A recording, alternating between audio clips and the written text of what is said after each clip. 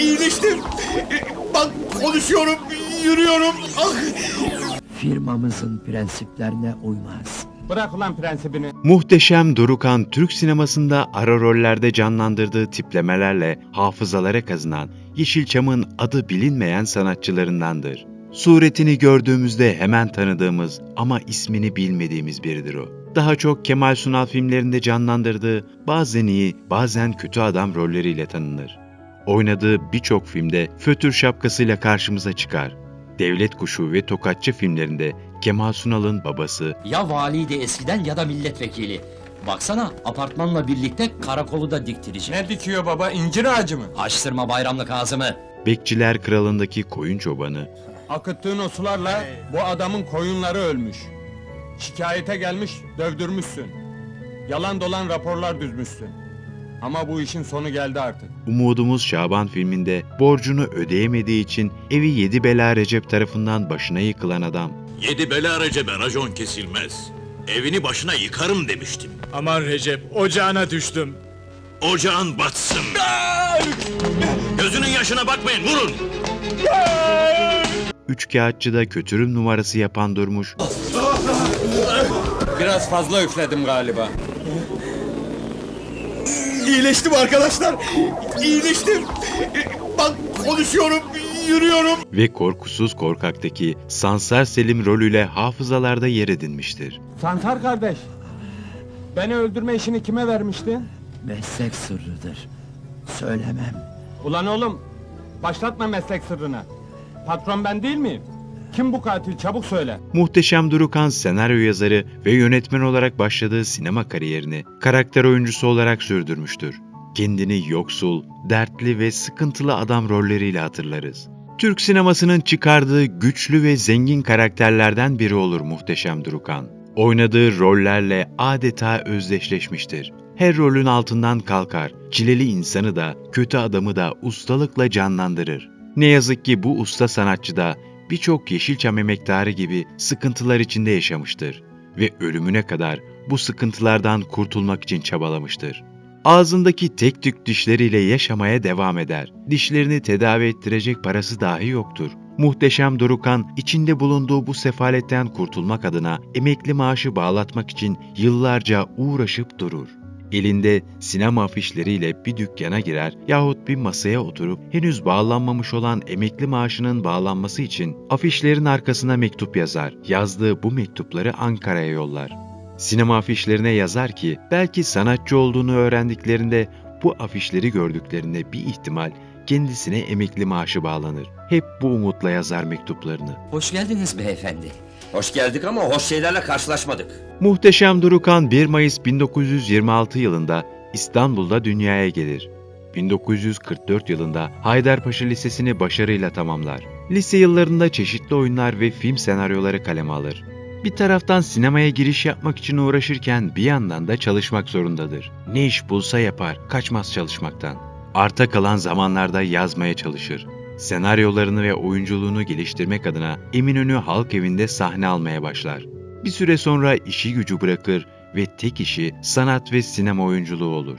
Daha lise yıllarından itibaren sinema yapmak istemektedir. Kendi kendine oyunlar yazar, hikayeler kaleme alır. Açık hava sinemasına gidip filmlerden çıktığındaysa hayallere dalar. Oradaki yönetmen olurken bulur kendini bazen. Bazen oyuncu olur beyaz perdede. Bazen de oyunculara ruh katan, repliklerini söyleten bir senarist olur. Bu hayallere kendini kaptırıp ay ışığının altında saatlerce aynı sokakları arşınladığı da çok olmuştur. Yeşilçam sinemasının usta emektarı Muhteşem Durukan'ın sinema kariyeri 1948 yılında Bir Yabancı adlı sinema filminde yardımcı yönetmen olarak başlar. Başlarda kafasında oyunculuk yoktu, o yazmak ve yönetmek istemektedir. Kamera arkasında koşturmayı, asistanlığını yaptığı yönetmenin isteklerini yerine getirmeyi, oyunculara sahneyi anlatmayı çok sevmektedir. Kamera arkasında yardımcı yönetmenlik yaparken bitmeyen bir enerjisi ve çalışma azmi vardır. 1959 yılında 3 ayrı sinema filminin rejisinde görev alır. Peş peşe çalıştığı bu sinema filmlerinde iyice tecrübe kazanır. Yönetmenliğin sırlarını öğrenirken tam da bu sırada oyunculuğun inceliklerini keşfeder. Bir filmin film olabilmesi için oyunculuğun ne kadar önemli olduğunu kavrar.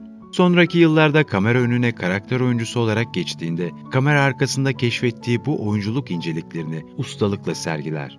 Oynadığı karakterlerin bu kadar akıllarda kalması bu çıraklık zamanlarındaki öğrenme isteğinden gelmektedir. Oyunculuk kariyerine ise 1976 yılında Ben Bir Garip Keloğlanım adlı sinema filminde başlar. 1976 yılından 1986 yılına kadar toplamda 54 sinema filminde rol alır. 1964 yılında yapımcılığa soyunur. Bir Kız Kaçırınca sinema filminin yapımcısı olur. Hayatı boyunca 3 kez sinema koltuğunda oturur. 1957 yılında Karlı Dağlar'daki Aşk, 1960 yılında Bir Gelin Gitti, 1964 yılındaysa Bir Kız Kaçınca filmlerinin yönetmenliğini yapar. Yönetmenliğin yanı sıra Aşk ve Kumar, Bir Gelin Gitti, Mapushane Çeşmesi, Bir Kız Kaçınca adında 5 filmin senaristliğini yapar. Oyunculuğun zirvesini ise 1980'li yılların başında yakalar. Tokatçı ve Devlet Kuşu adlı filmlerde Kemal Sunal'ın babası, Meraklı Köfteci filminde Zühtü'nün akıl hastanesinde tavla oynadığı delilerden biri, Umudumuz Şaban filminde Ringo'nun hakaret davası açacağını söylediği Oduncu Hasan, Gerzek Şaban adlı filmde mahallenin fötür şapkalı konyakçısı, Üçkağıtçı filminde kötürüm numarası yapan ve Rıfkı tarafından iyileştirildiği zannedilen Durmuş'tur. Öyle ki Türkiye'de en fazla para kazanma ünvanını elinde bulunduran Kemal Sunal filmlerinin olmazsa olmaz oyuncularından olur.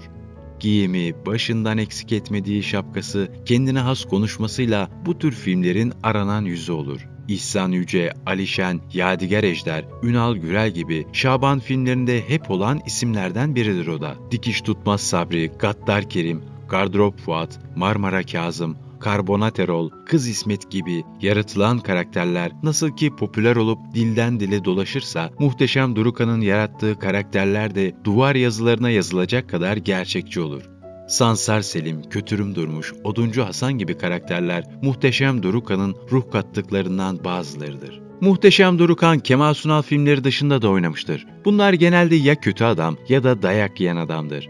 Yıkılmayan Adam, Beyaz Ölüm, Huzurum Kalmadı, Katiller de Ağlar, Kaplanlar Ağlamaz, Umut Sokağı, İffet, İnsanları Seveceksin gibi filmlerde de yardımcı oyuncu olarak rol alır. Bu filmlerin başrollerinde genellikle Cüneyt Arkın, Kadir İnanır ve Tarık Akan gibi Yeşilçam'ın büyük jönleri yer alır. Diğer Yeşilçam emekçilerinin yaşadığı dramı Muhteşem Durukan da yaşar. Onun da yüzü gülmemiştir. Son yılları sıkıntı ve geçim derdiyle geçer. Bu dönemde üstelik kızının da rahatsızlığı vardır.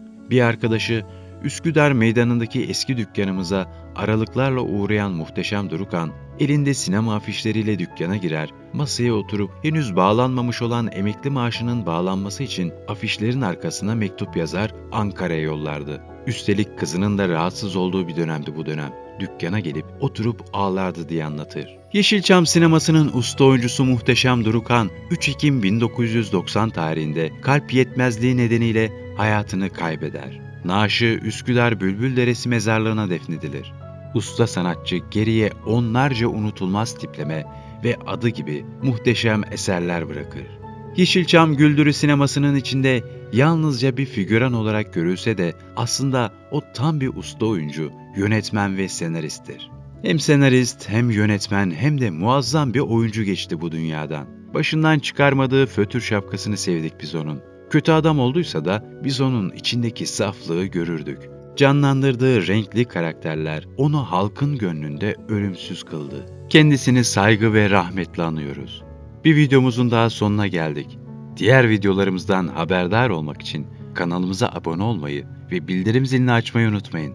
Sağlıkla kalın.